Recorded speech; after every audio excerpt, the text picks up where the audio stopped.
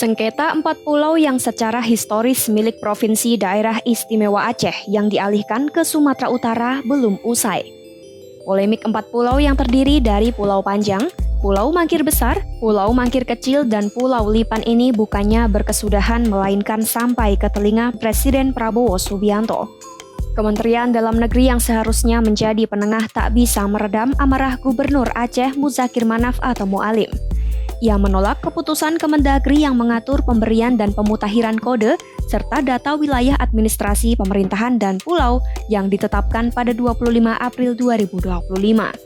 Di mana dalam keputusan tersebut, Kemendagri menyatakan 4 pulau tersebut masuk ke dalam wilayah Kabupaten Tapanuli Tengah, Provinsi Sumatera Utara. Macam mana kita duduk bersama, itu kan hak kita, pujaan kita, milik kita, wajib kita pertahan. Sementara itu, Gubernur Sumut Bobi Nasution tak langsung mengalah meski rekam jejak sejarah 4 pulau adalah milik Aceh. Menantu Presiden ke-7 RI Joko Widodo ini mempertahankan keputusan Kemendagri yang mengalihkan 4 pulau itu ke Sumut. Menurut Bobi, pengalihan 4 pulau ini adalah kewenangan pemerintah pusat, bukan kewenangan dari provinsi, baik Aceh maupun Sumut. Tapi masalah keputusan itu biarlah menjadi keputusan pemerintah. Langkah pertahanan Sumut juga ditegaskan oleh Ketua DPRD Sumut Erni Arianti. Erni mengimbau semua pihak mematuhi keputusan Kemendagri itu.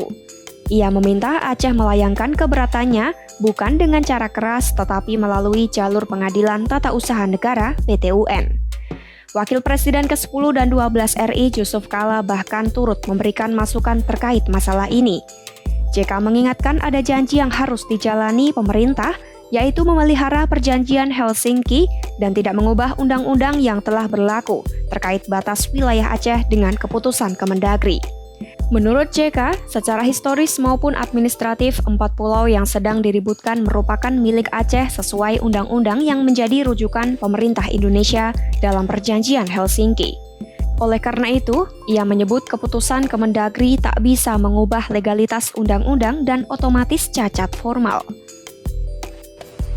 Banyak yang bertanya, membicarakan tentang pembicaraan atau MOU di Helsinki. Nah, kan itu saya bawa MOU-nya. Nah, mengenai perbatasan itu,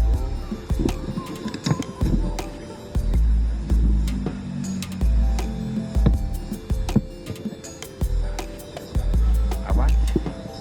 Nah. Ada di pasal 114. Mungkin bab 1 ayat 1.4 yang berbunyi, perbatasan Aceh merujuk pada perbatasan 1 Juli tahun 1956. Jadi pembicaraan atau kesepakatan Helsinki itu merujuk ke situ. Nah, apa itu tahun 56? Di undang tahun 56 ada undang-undang tentang Aceh dan Sumatera Utara oleh Presiden Soekarno.